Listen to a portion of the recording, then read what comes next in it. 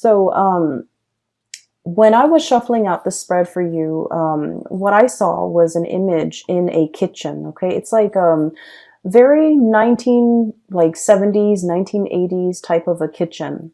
The decor, the wallpaper, and things like that is very reminiscent of like the 80s in particular. And I see this little boy. He looks like he's about maybe like 8 or 9, like under the age of 10. Okay, but he's a kid. He's got dark skin. He has black hair, and he has like an afro to his hair.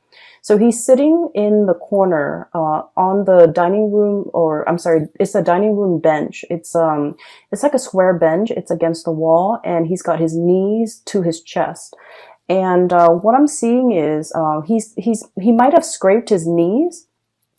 So there's like a big old band-aid on his left knee, okay? And he's like picking at the perimeter, like the outside layer of the band-aid where the sticky part is. And he's deliberating whether or not to remove it, okay? Now the band-aid looks a little old, like it's been there for a few days, you know? And he's got like a bunch of thoughts racing through his head, like, what if it hurts if I remove it? What if it peels off the scab and it starts bleeding again? What if it's infected? What ifs and what ifs? And so instead of just removing it, he's kind of like just picking at it, working up the courage to, you know, I feel like he's trying to remove as much of that sticky part as he can. And he's a little bit scared. So it looks like it might have been a deep wound, and it looks like it's a big band-aid. So I feel like, you know, it might have been serious. And especially for this boy, he's small and he's young. So it looks like a significant wound. And I'm hearing the voices of the adults that are circulating around this kitchen area. And they're kind of like telling him, you know, just remove it. It'll be fine. Just remove it and wash it. And they tell him, like, if you don't want to do it, I can do it for you. And he just adamantly says, no, don't touch me. I want to do it. And then he's biding his time. He's trying to, you know, figure out what to do.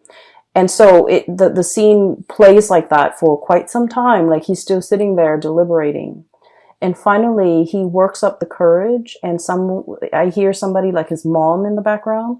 She's all like, you know, do it fast. Like just rip off the band-aid. And so he pries open the sticky part on both sides of the band-aid, and then he rips it off. And as soon as it comes off, he looks at it and he's very surprised that, first of all, it's not infected. It didn't pull off any skin, and it's not bleeding. And it looked like it healed. Okay, it looked like he's in good shape. It looks like he's no longer hurting. And so he looks at it, and I see this broad smile spreading across his face. And the scene cuts out. So let's talk about, you know, this scene in general. So I feel like, you know, that little kid is definitely you guys. I feel like you've been mulling over a situation for a very long time.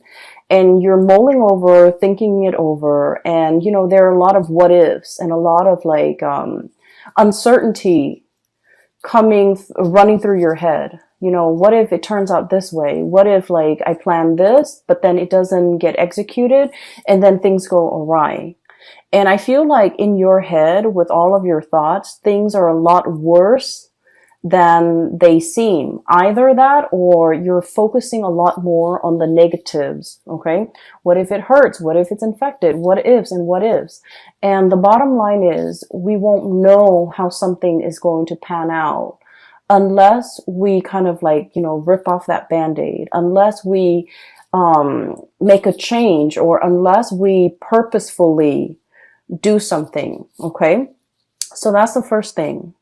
And then I'm also seeing as well this energy where the idea about, you know, making a decision and being very, very deliberate about making this decision. So don't sit with it anymore. Don't just poke at it. Don't just, you know, try to pry it open from the periphery. You kind of need to get in, like dive right in and figure things out and sort things out.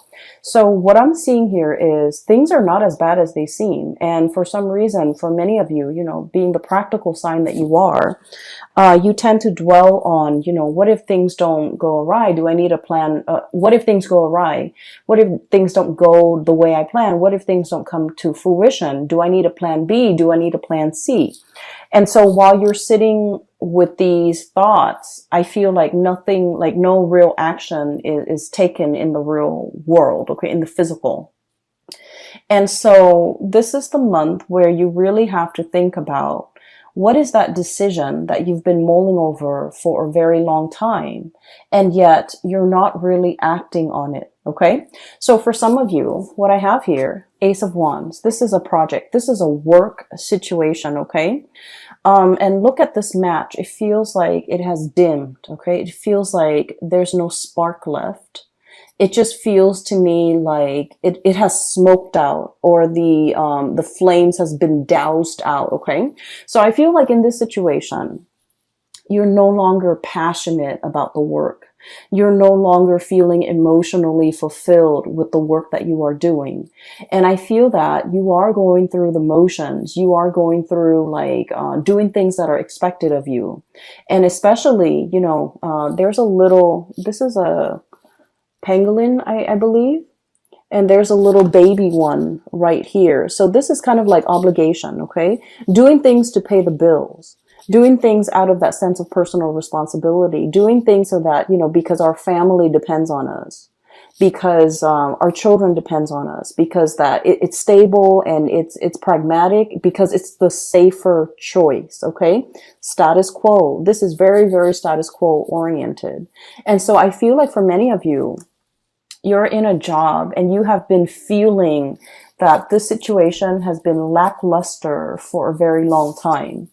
And you have been thinking heavily about, you know, a transition, the death card underneath. And I keep seeing this bird here, and what it denotes is like there has been messages, there has been signs, poster boards just plaster all along the corridors of your life telling you, you know, change is coming, change is imminent, change is required, change is needed. You're no longer feeling emotionally invested in this. It is time for you to do something else. It is time for you to venture off into the new. It is time for you, especially, to close out the cycle. The world is about, you know, things coming to an end, okay? Wrapping things up, jumping into a new phase in your life. But in this context, it's almost like the world is yours for the taking. There will be so many other opportunities out there. It's almost like there's plenty of fish in the sea. There are plenty of other jobs that you could be doing. There are plenty of projects that are out there. There are endless and limitless possibilities out there. If you can leave this behind and invest your energy into looking forward and moving on with new opportunities, okay? So the way that this reading is coming out to me, it feels to me like it's split like this. This is where you were, or where some of you might be, because, you know, Scorpios, you have a tendency to cling on to the past, okay? This is, for some of you, you're already here. For others, you're still here. And this is where the universe wants you to end up. And this is ultimately where you want to see yourself within, you know, the next 5 years, okay? Or even like making a major transition even this month or even this year, so that you can end up in this really amazing, happy place at the end of the year, or by the end of the year. And we have here 5 of Cups, okay? This is regret, sadness, fish out of water, okay? This is a situation that feels to me to be very, very, very incomplete, uninspiring, devoid of emotions. Okay, so this is a creature that is half fish, half human. And it's basically a mermaid, but it's not like the stereotypical depiction of a mermaid. And in this environment, it just seems to me like there's no water. Okay, it's like a drought. And it feels like this creature doesn't feel like they fit in anywhere. Do I belong on land and walk like a human, or do I belong in the sea? Where do I thrive? How do I find others that are like me? How do I put my skills to good use? How can I get myself out of this situation that is no longer bringing me emotional happiness? How do I, try to move on with my life? And I feel for many of you, this is work oriented. For many of you as well, this could be a situation where you are living, who you are associating and aligning yourself with. And I feel like this, this oddball, like not feeling like you fit in, not feeling like you have found your niche, not feeling like you have found your path, and feeling almost like I'm settling for this because it pays the bills. It takes care of the kids. It brings home enough money where I can, put the kids through school and, save up for a house and things like that. It's a very practical minded decision that's, or even like the lure for you to stay here is very practical. It's very pragmatic. But I feel that in your hearts of hearts is really not emotionally fulfilling for you. And you have been made aware of this for quite some time. Okay. You might have been wallowing in this for like the past year, the past 12 months, and thinking that there needs to be something more. And what's really interesting, in this cluster of cards is I keep seeing this communication coming from the bird. Okay. This is like your spirit guides. Okay. That nudging, that kind of like itch in the back of your mind that you can't scratch, telling you that Scorpio, this is not working. You know that there is more to this. You know that you're meant for more. You know that you're being pushed out of your comfort zone. You're being pushed away from this situation that is snuffed out. The passion is gone. The thrill is gone. The embers, the flame is no longer here. And I'm also seeing like, the drive, the ambition, the passion. It's devoid of all of those things. And so you're just clinging on to this, wand, and it doesn't have any fire in it left. Okay. So there's definitely, nudges, intuitive hits, as well as your own sense of intuition guiding you and giving you messages and telling you that you need to do something else here. Okay.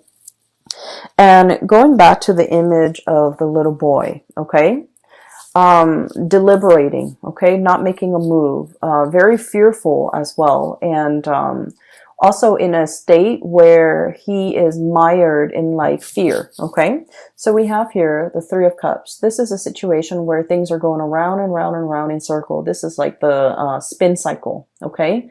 The spin cycle where things come out in the wash, where we are getting rid of all the gunk, all the debris, all the dust, all the things that can kind of like stain, tarnish, or even make a situation dirty. Okay.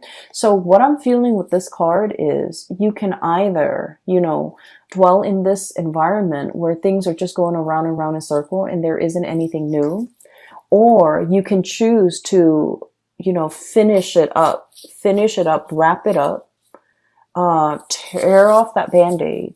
And I feel more than anything with this water energy, Three of Cups, it's your element, which means the executive decision, the swiftness, the deliberateness has to come from you. Okay. No one else can make this change for you. And people can tell you and people can talk to you and try to convince you and persuade you until they're blue in the face. But ultimately, you are your own person. And as a fixed sign, you are also very incredibly stubborn. And as a result of that, you have to arrive at wanting to make this change and wanting to make this decision on your own. And no one is going to be able to get you to do it unless it's coming from you. Okay. So like the weight of the responsibility, I feel, is really bearing down on you. Okay. We have here the Ten of Pentacles, and the Ten of Pentacles is pretty much the apex of the financial responsibility. Okay. And I'm feeling just the sheer gravity, the sheer weight of it. on this card, okay? For many of you, this is just like all the things that you have to get in order, okay? Get all your ducks in a row. Get your financial situation sorted out so that you can implement this change, okay?